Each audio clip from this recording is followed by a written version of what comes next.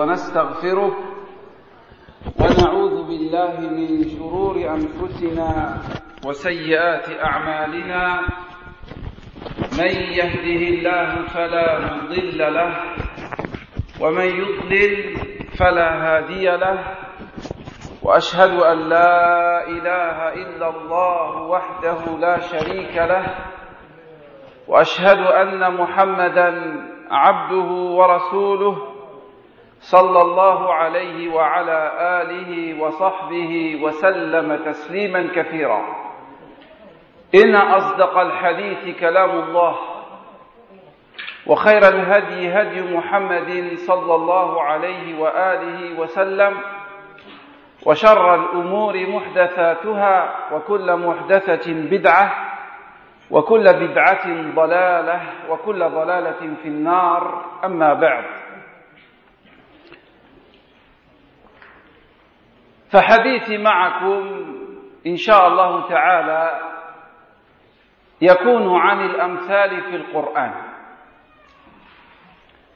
Donc le sujet que nous allons voir ensemble Inch'Allah portera sur les exemples, les paraboles qu'Allah Azza wa Jal a cités dans le Coran. Allah subhanahu wa ta'ala dit dans le Coran وَلَقَدْ ضَرَبْنَا لِلنَّاسِ فِي هَذَا الْقُرْآنِ مِنْ كُلِّ مَثَلٍ لَعَلَّهُمْ يَتَذَكَّرُونَ قُرْآنًا عَرَبِيًّا غَيْرَ ذِي عِوَجٍ لَعَلَّهُمْ يَتَّقُونَ. Allah Azza wa Jal dit dans le sens du verset: nous avons cité dans le Coran des exemples de toutes sortes pour les gens, afin qu'ils se souviennent. Un Coran en langue arabe dénué de tortuosité, afin qu'ils soient pieux. Donc dans ce verset, Allah Azza wa Jal, subhanahu wa ta'ala, nous informe qu'il a mentionné dans son livre des exemples, des paraboles, des comparaisons de toutes sortes. On retrouvera dans le livre d'Allah Azza wa Jal des paraboles et des exemples dans l'unicité et dans le polythéisme, dans la foi et la mécréance, dans la sincérité et l'ostentation, dans le bien, le mal, le vrai, le faux, la science, l'ignorance, des exemples dans la réforme et dans la corruption, et des exemples donnés par Allah Azza wa Jal de la vie d'ici-bas et de la vie de l'au-delà. فما هي الحكمة من ضرب الأمثال? Quelle est la sagesse et pourquoi Allah subhanahu wa ta'ala a-t-il cité des exemples dans le Coran dans beaucoup de versets? Allah Azza wa Jal a cité des exemples dans le Coran afin que les gens méditent, afin que les gens réfléchissent, afin que les gens raisonnent. Et tout ceci pour les amener à la crainte d'Allah, qui consiste à observer les ordres d'Allah et à éviter ses interdits.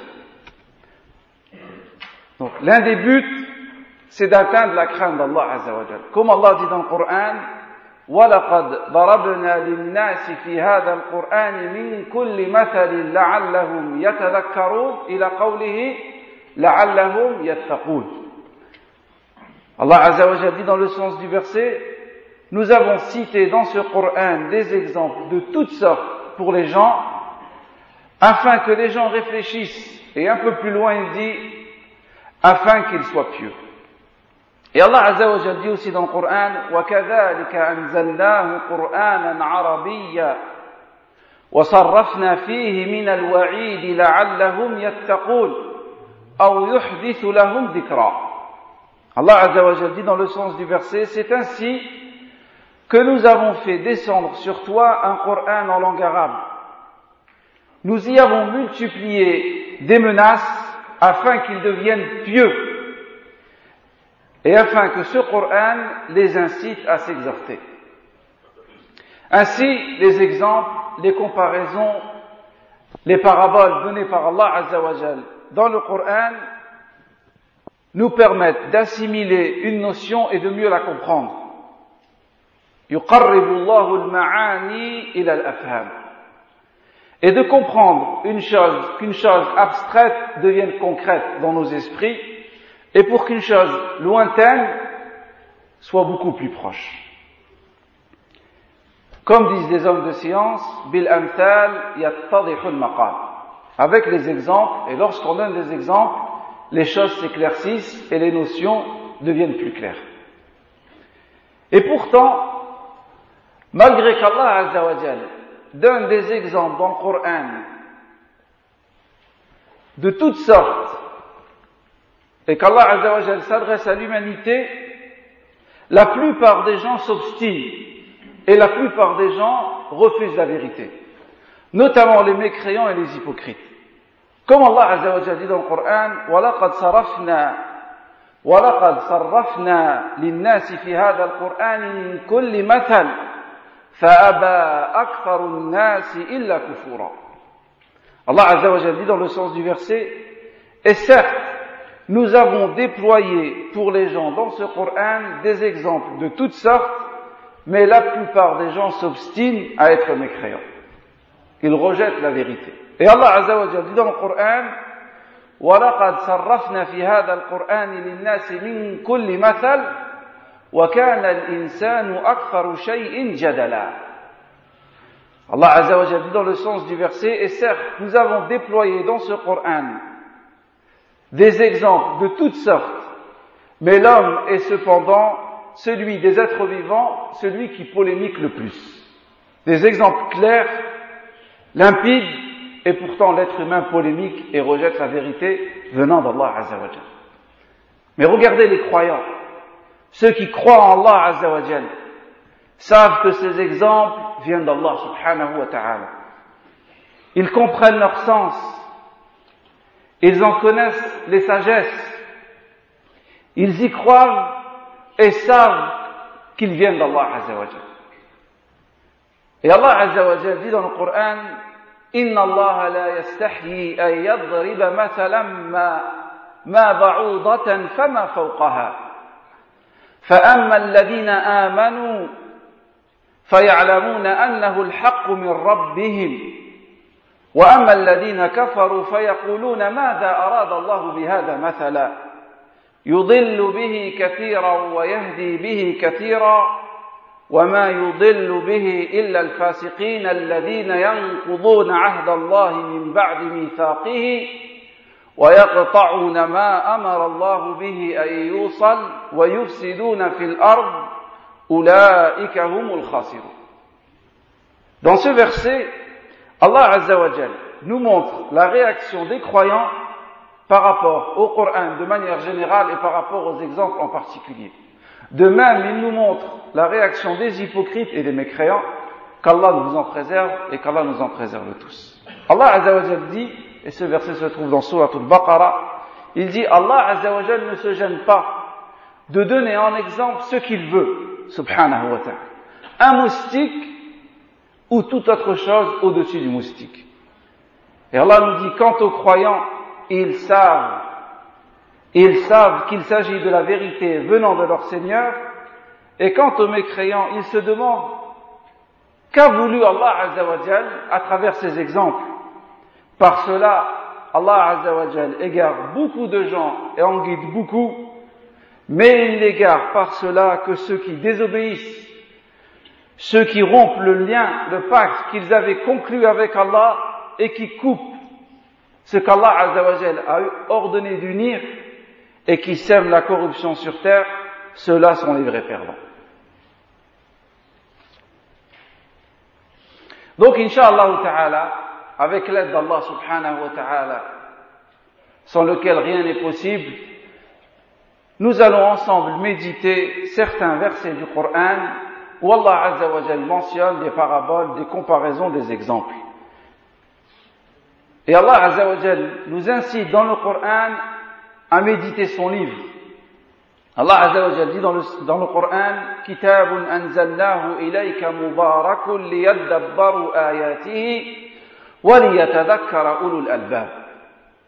Allah Azza wa Jal dit dans le sens du verset, voici un livre béni que nous avons révélé sur toi afin qu'il médite sur ces versets et pour que les doués d'intelligence réfléchissent. Et Allah Azza wa Jal dit aussi أَفَلَا يَتَدَبَّرُونَ الْقُرْآنَ أَمْ عَلَى قُلُوبٍ أَقْفَالُهَا. Allah Azza wa Jal dit dans le sens du verset, ne méditent-ils pas le Coran, ou bien y aurait-il des cadenas dans leur cœur qui empêcheraient la méditation du Coran et la mise en pratique du Coran.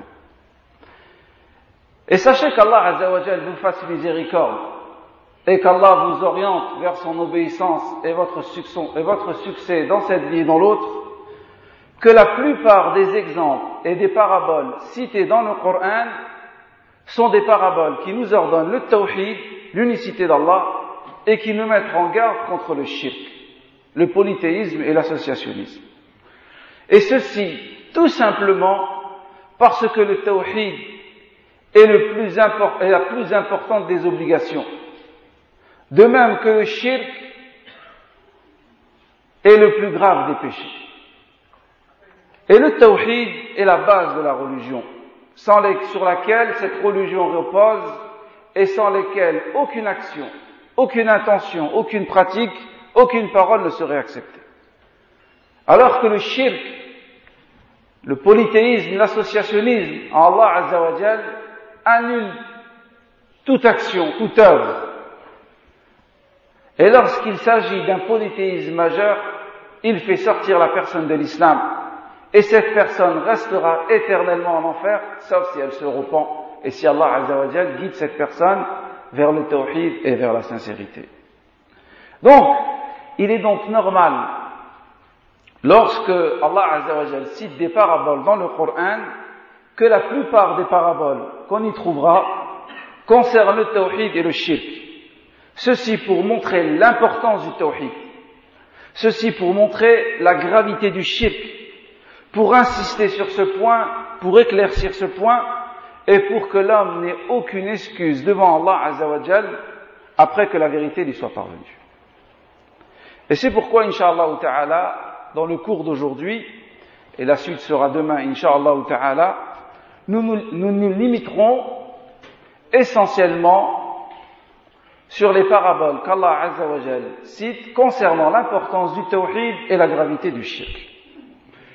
Et la première parabole que nous allons citer se trouve dans Surat Ibrahim. Et cette parabole concerne la parole de La ilaha illallah, la parole du tawhid. Et à travers cette parabole, Allah Azza wa Jal nous montre la grandeur de cette parole. Car cette parole est le premier pilier de l'islam.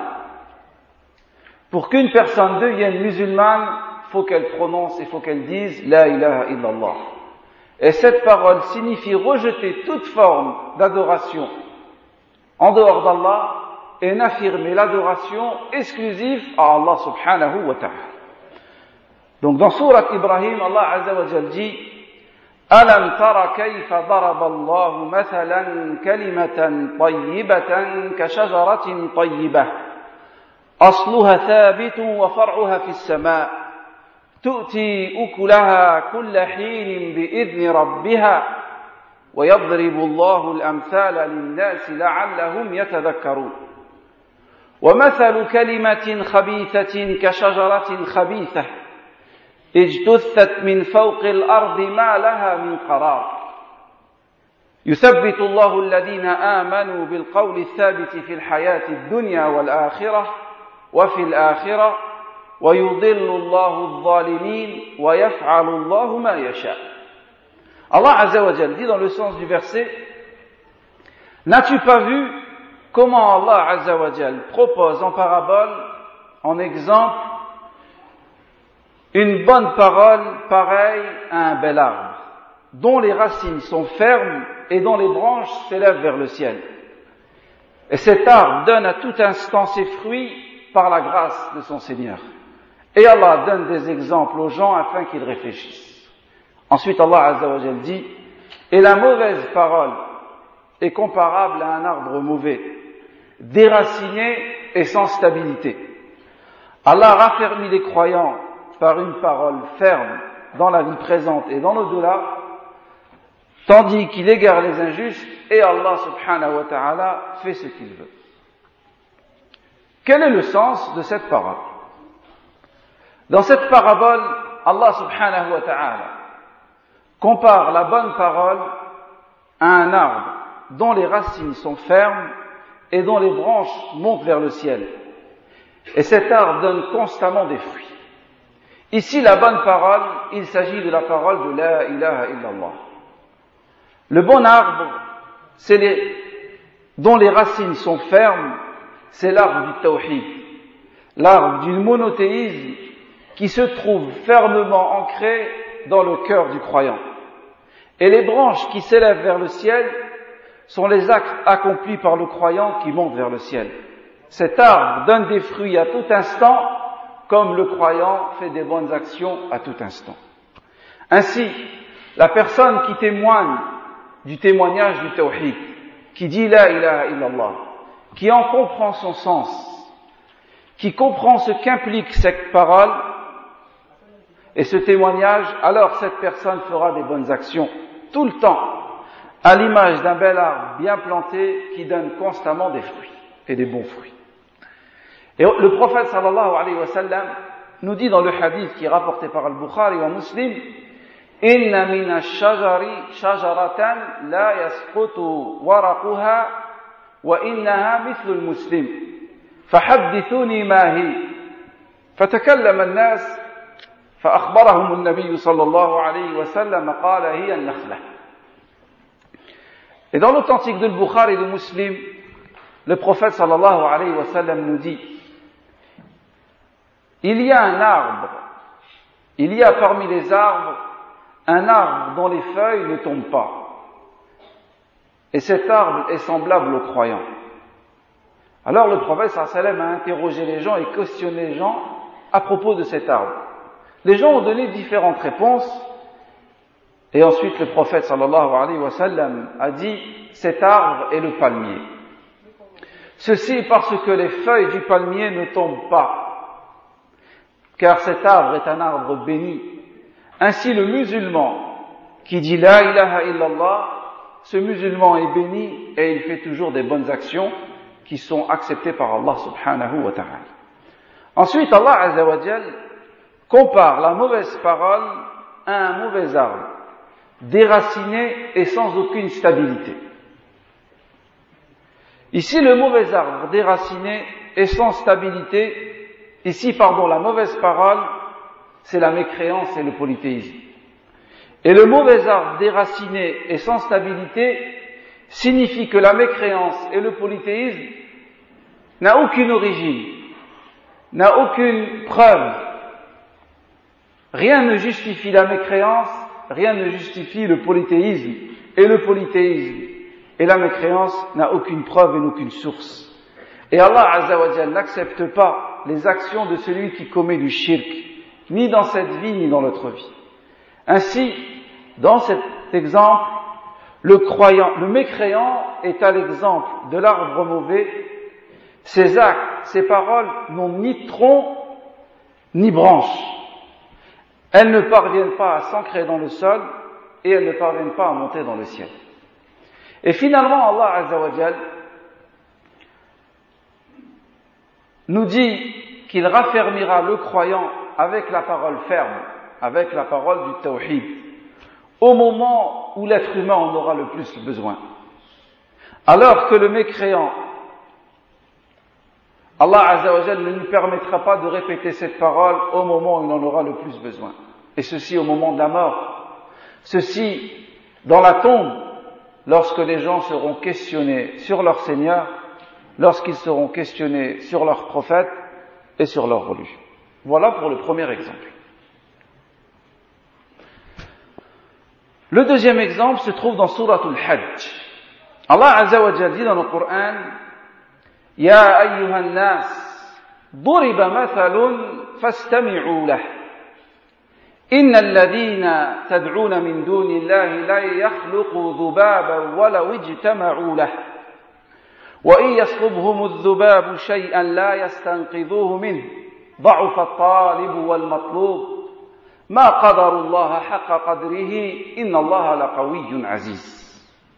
Allah Azza wa Jalla dit dans le sens du verset: ô vous les hommes, Un exemple vous a été cité, écoutez et méditez-le. Ceux que vous invoquez en dehors d'Allah ne seraient même pas capables de créer une mouche, même s'ils s'unissaient pour le faire. Et si cette mouche prenait une chose à ces divinités ne seraient capables de la reprendre. Le solliciteur et le sollicité est aussi faible l'un que l'autre. Ils n'ont pas estimé Allah à sa juste valeur.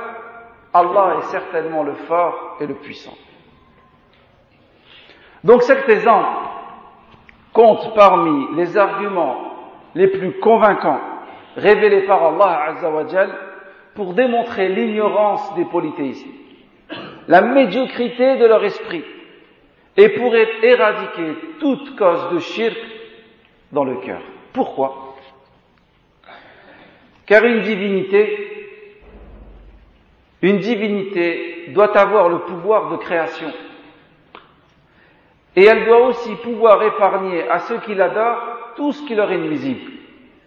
Or, ces divinités adorées par les polythéistes sont incapables de créer une mouche, même s'ils s'unissaient. Et de même, ces divinités sont incapables de repousser une misérable mouche qui viendrait leur dérober une chose. Alors Allah Azza wa Jalla nous dit, comment pouvez-vous les invoquer en dehors d'Allah ? Comment peut-on rechercher l'aide, la protection, le secours auprès d'une divinité qui est incapable de créer l'être le plus faible ou un être très faible comme une mouche? Et comment pouvez-vous délaisser le créateur de toute créature et le créateur des cieux et de la terre? Comme Allah Azza wa Jalla dit dans le Coran, Alaysa Allahu bikafin abdahu, Allah subhanahu wa ta'ala ne suffit-il pas à ses serviteurs dans leurs demandes et dans leurs besoins? C'est pourquoi Allah Azza wa Jalla nous dit Da'ufa at-talib wal matlub. Il nous dit le solliciteur et le sollicité sont faibles l'un comme l'autre. C'est-à-dire, celui qui invoque autre qu'Allah est faible, et celui qui est invoqué en dehors d'Allah Azza wa Jalla, lui aussi est faible. Et aussi, Allah Azza wa Jalla, dans cet exemple, nous montre que ceux qui font cela, qui invoquent autre qu'Allah Azza wa Jalla, n'ont pas estimé Allah Azza wa Jalla à sa juste valeur. Et ils n'ont pas respecté le droit d'Allah Azza wa Jalla. Celui qui jure par autre qu'Allah, celui qui cherche la protection auprès des djinns, celui qui cherche l'aide auprès des tombes, qui va voir les sorciers pour séparer entre des familles, des couples, entre des gens, celui qui va voir les voyants, celui-là n'a pas estimé Allah Azza wa Jalla à sa juste valeur. Parce que le bien n'est possible que si Allah te le permet, et le mal, tu en seras épargné que si Allah Azza wa Jalla t'en épargne. Et Allah Azza wa Jalla termine cette parabole en disant Inna Allaha laqawiyyun aziz. Allah Azza wa Jalla est très certainement fort et puissant. C'est-à-dire qu'Allah Azza wa Jalla dit vous avez délaissé le puissant et le fort dans vos demandes et vous vous êtes dirigé vers le faible et celui qui est dans le besoin. La troisième parabole que nous allons citer, c'est une parabole dans Sourate Ar-Rum. Allah Azza wa Jalla dit ضرب الله لكم مثلا من أنفسكم هل لكم مما ملكت أيمانكم من شركاء فيما رزقناكم فأنتم فيه سواء تخافونهم كخيفتكم أنفسكم كذلك نفصل الآيات لقوم يعقلون. Allah Azza wa Jalla dit dans le sens du verset, Allah vous a donné un exemple à partir de vous-même. Allah Azza wa Jalla dit dans cet exemple, et il questionne, il dit, partagez-vous à part égale avec vos esclaves, vos serviteurs, ce que nous vous avons attribué comme richesse, et craignez-vous de partager avec eux comme on craint son associé. C'est ainsi que nous exposons nos versets pour des gens qui réfléchissent. Donc ici, Allah Azza wa Jalla s'adresse à ceux qui donnent des associés à Allah. Il leur donne un exemple qu'ils peuvent eux-mêmes vérifier. Car un des moyens les plus efficaces de convaincre une personne, c'est en effet de lui donner un exemple qu'il vit personnellement et qui est pour cette personne une évidence même. Et Allah Azza wa Jal utilise cette méthode dans ce verset. Allah Azza wa Jal dit à ceux qui lui donnent des associés, il dit, avez-vous parmi vos esclaves des associés avec lesquels vous partagez vos richesses et vos biens? Autrement dit, Allah Azza wa Jal dit, vos esclaves sont-ils vos associés? Vos esclaves sont-ils associés à vous dans la possession de vos biens et de vos richesses, de sorte que vous soyez tous sur un même pied d'égalité, au point même de craindre de ces associés qui ne s'emparent de vos richesses, comme un associé pourrait faire un mauvais coup à son associé et récupérer ses richesses. Et ces gens qui possédaient des esclaves, c'est-à-dire le peuple de Quraysh, n'auraient jamais accepté de partager leurs richesses avec leurs esclaves. De même qu'aucun d'entre nous n'accepterait de partager ses richesses avec un serviteur s'il possédait un serviteur. Ainsi, Allah Azza wa Jalla dans ce verset leur dit, si vous n'acceptez pas de mettre vos propres serviteurs sur un même pied d'égalité avec vous, alors pourquoi acceptez-vous de mettre vos esclaves et les esclaves d'Allah Azza wa Jalla, pourquoi acceptez-vous de mettre mes esclaves sur un même pied d'égalité avec moi? Parce que tout ce qui est adoré en dehors d'Allah Azza wa Jalla est l'esclave d'Allah. Et à travers cet exemple, Allah subhanahu wa ta'ala nous montre qu'il est le seul, exclusivement, à mériter l'adoration. Et que tout ce qui est adoré en dehors d'Allah est un esclave d'Allah Azza wa Jalla. Pourquoi donc adorer l'esclave et laisser l'adoration du maître? Le quatrième exemple que nous allons voir, incha'Allah ta'ala, c'est dans Suratul Ankabut. Allah Azza wa Jalla dit dans le verset مثل الذين اتخذوا من دون الله أولياء كمثل العنكبوت اتخذت بيتا وإن أهون البيوت لبيت العنكبوت لو كانوا يعلمون. Allah Azza wa Jalla dit dans le sens du verset, l'exemple de ceux qui ont des alliés en dehors d'Allah est comparable à l'araignée qui s'est tissée une toile. Or, la maison la plus fragile est bien la maison de l'araignée. Si seulement ils savaient. Dans cet exemple, Allah Azza wa Jalla, subhanahu wa ta'ala, compare ceux qui prennent des alliés en dehors d'Allah, en recherchant auprès d'eux la protection, l'aide, la puissance, le secours, le refuge. Allah compare ces gens-là, dans ce qu'ils font, à une araignée qui recherche protection et refuge en tissant une toile. Or, la toile d'araignée est le refuge le plus fragile. Ceux qui recherchent protection en dehors d'Allah Azza wa Jal ressemblent à une araignée qui recherche protection dans une toile d'araignée, et cette toile, avec tes mains, tu peux la défaire. Ainsi, celui qui adore autre qu'Allah Azza wa Jal, celui qui demande à autre qu'Allah une chose qu'on ne doit demander qu'à Allah, il est comme cette araignée. Il est parti chercher protection, refuge, secours, aide chez autre qu'Allah Azza wa Jal, et là, il n'y aura aucune protection pour lui. Et si les gens savaient la faiblesse et l'impuissance de ces divinités, de ces fausses divinités, de ses alliés, ils n'auraient jamais cherché d'alliés en dehors d'Allah tabaraka wa ta'ala. Le cinquième exemple que nous allons voir, c'est dans Suratul Hajj. Allah Azza wa Jalla dit فَاجْتَنِبُوا الرِّجْسَ مِنَ الْأَوْثَانِ وَاجْتَنِبُوا قَوْلَ الزُّورِ حُنَفَاءَ لِلَّهِ غَيْرَ مُشْرِكِينَ بِهِ وَمَنْ يُشْرِكْ بِاللَّهِ فَكَأَنَّمَا خَرَّ مِنَ السَّمَاءِ فَتَخْطَفُهُ الطَّيْرُ أَوْ تَهْوِي بِهِ الرِّيحُ فِي مَكَانٍ سَحِيقٍ.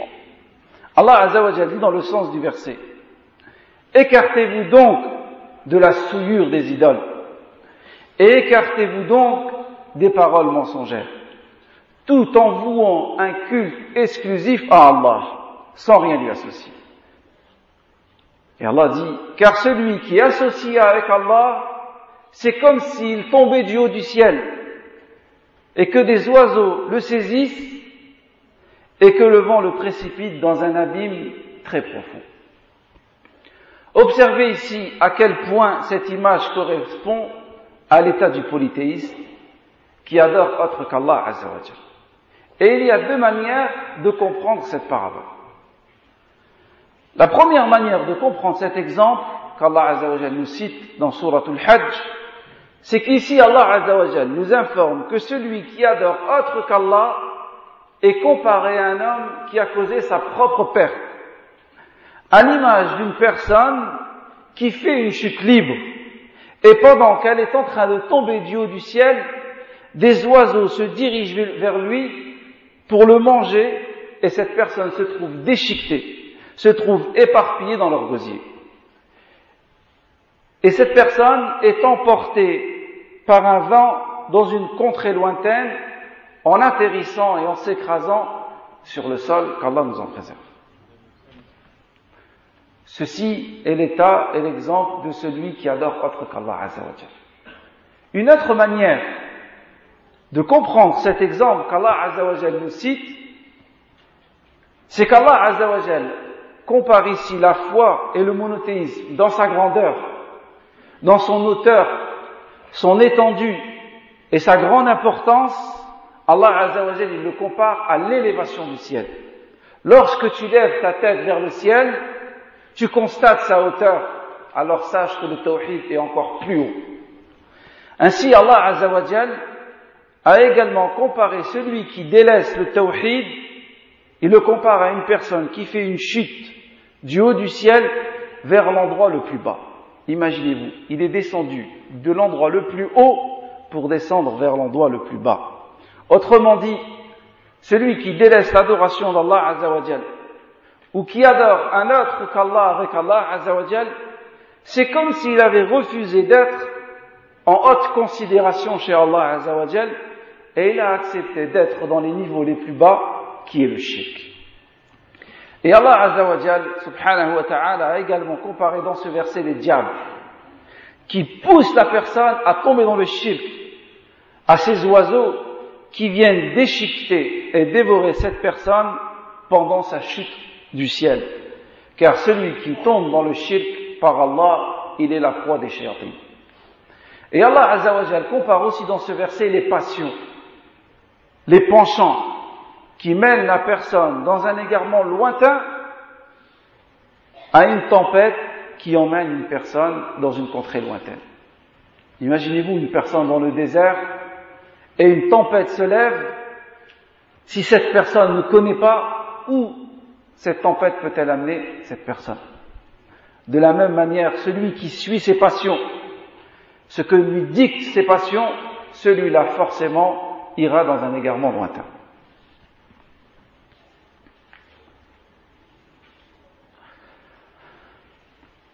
Le sixième exemple que nous allons citer, c'est un exemple qui se trouve dans Surat Az-Zumar.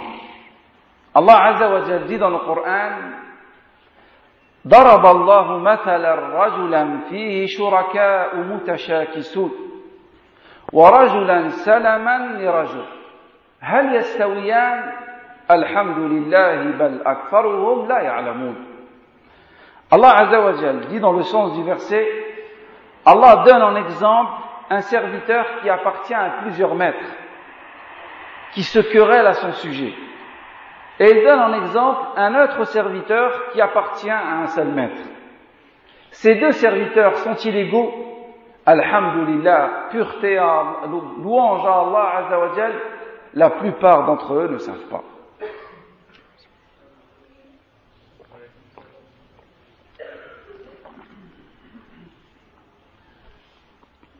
Dans cet exemple, Allah Azza wa Jal compare le polythéiste et le monothéiste. Ici, le polythéiste, le mushrik, celui qui donne des associés à Allah, qui a plusieurs divinités, il est comparé à un esclave qui appartient à plusieurs maîtres, qu'il doit tous servir et il ne peut pas tous les satisfaire. Il en est troublé. En revanche, comme le monothéiste n'adore qu'Allah, qu'un seul maître, qu'une seule divinité, le monothéiste est comparé à un esclave qui a un seul maître et qu'il sert exclusivement ce maître, et dont il connaît les attentes et la manière de le satisfaire. Ainsi, cet esclave qui a un seul maître est loin des conflits d'un esclave qui possède différents maîtres. Et ceci est l'état du muwahhid, du monothéiste. Il n'appartient qu'à un seul maître. Il ne sert et n'adore qu'un seul Seigneur, sans partage. Et en contrepartie, il bénéficie de ses faveurs, il bénéficie de la pitié de son maître et de son soin. Ces deux exemples, ces deux serviteurs, ces deux esclaves sont-ils équivalents? Donc voilà autant d'exemples qui montrent l'importance du tawhid et qui montrent la gravité du shirk. Et répéter et insister sur ce point est demandé par tout musulman. Quelle que soit l'époque où il vit, quel que soit l'endroit où il vit. Imaginez-vous le prophète sallallahu alayhi wa sallam, au moment de sa mort, il dit « La'natullahi ala al-yahudi wa al-nasara ittakhadhu qubura anbiya'ihim masajid yuhadhiru mimma sana'u » Que la malédiction d'Allah soit sur les juifs et les chrétiens, ils ont fait des lieux, des mosquées, des lieux de culte, ils ont fait de la tombe de leur prophète des lieux de culte. Et le prophète sallallahu alayhi wa sallam mettait en garde contre cela. Le prophète dit ça au moment de sa mort, au moment où l'islam est complète, au moment où il a expliqué clairement le tawhid et il a clairement mis en garde contre le shirk. Au moment où le prophète sallallahu alayhi wa sallam a passé toute sa vie dans la lutte contre le shirk et a appelé les gens vers le tawhid, au point où il a été expulsé de sa ville natale, au point où il a été frappé, il a été insulté, sallallahu alayhi wa sallam, pour transmettre le message d'Allah et pour appeler les gens à adorer Allah sans rien lui associer. Et en face de lui, il y a qui? Il y a Abu Bakr, il y a Omar, il y a les compagnons du prophète sallallahu alayhi wa sallam, ceux qui ont le mieux compris le tawhid et ceux qui ont le plus craint le shirk. Et pourtant, aucun d'entre eux a dit « ça suffit au prophète d'Allah ». Nous avons compris le tawhid et nous avons compris la gravité du shirk. Le shirk est tellement grave qu'Allah Azza wa Jal dit « Inna Allah la yaghfiru an yushraka bihi wa yaghfiru ma duna dhalika liman yasha ». Allah Azza wa Jal ne pardonne pas qu'on lui associe et en dehors de cela, Allah pardonne à qui il veut. Ne nous méfions pas, mes frères, mes sœurs, des apparences. C'est pas parce qu'on a une belle barbe, un beau djilbab, qu'on est préservé du shirk. Le shirk et le tawhid, sa place se trouve dans le cœur et se manifeste dans les actions. Donc il s'agit là d'un vrai travail à faire, de bien comprendre, de bien étudier le tawhid jusqu'à la mort. Et donc le dernier exemple que nous allons citer concernant les paraboles du shirk et du tawhid, c'est un exemple qui montre la punition, la rétribution de ceux qui associent avec Allah subhanahu wa ta'ala et de ceux qui ont mécru en leur Seigneur. Allah Azza wa Jalla dit dans sourate Ibrahim مثل الذين كفروا بربهم أعمالهم كرماد اشتدت به الريح في يوم عاصف لا يقدرون مما كسبوا على شيء ذلك هو الضلال البعيد ذلك هو الضلال البعيد. Allah Azza wa Jalla dit dans le sens du verset: les œuvres de ceux qui n'ont pas cru en leur Seigneur sont comparables à de la cendre, violemment frappés par le vent dans un jour de tempête. Ils ne tireront aucun profit de ce qu'ils ont acquis de leurs œuvres, voilà l'égarement lointain.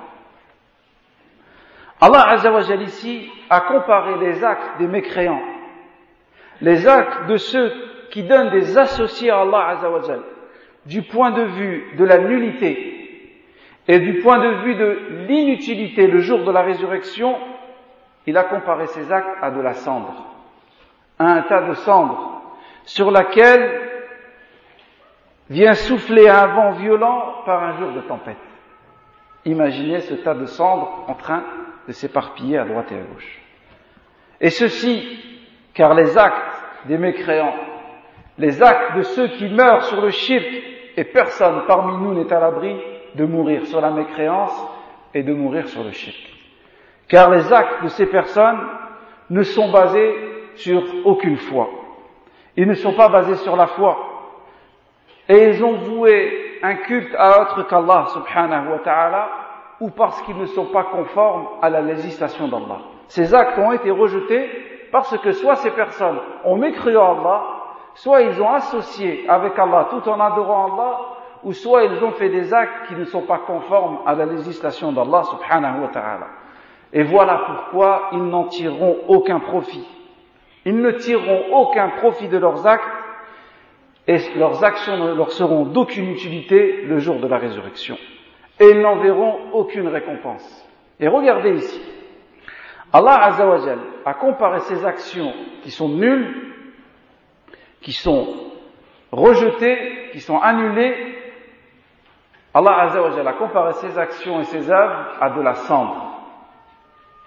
Et ici, il y a une subtilité, il y a une sagesse, une hikmah. Quelle est cette sagesse? Ici, c'est-à-dire, pourquoi Allah Azza wa Jal a-t-il cité pourquoi Allah Azza wa Jal n'a-t-il pas dit le sable? Pourquoi Allah Azza wa Jal n'a-t-il pas dit la poussière? Lorsqu'Allah parle des œuvres des mécréants, il parle de cendre. Parce que la cendre est le fruit et c'est le résultat du feu. On obtient de la cendre avec le feu. Ainsi, les actes qui sont voués à autre qu'Allah subhanahu wa ta'ala et ceux qui les accomplissent vont brûler en enfer et qu'Allah subhanahu wa ta'ala nous en préserve. Voilà donc quelques exemples que nous avons cités du livre d'Allah Azza wa Jal, des exemples, des comparaisons avec lesquelles Allah Azza wa Jal s'adresse à nous et il s'adresse dans nos cœurs, avec nos cœurs, pour qu'on réfléchisse, pour qu'on médite et afin de vouer un culte exclusif à Allah subhanahu wa ta'ala et de prendre garde contre le shirk. Subhanak Allahumma wa bihamdik, ashhadu an la ilaha illa ant, astaghfiruka wa atubu ilayk, walhamdulillahi rabbil alamin, wa barakallahu fikum.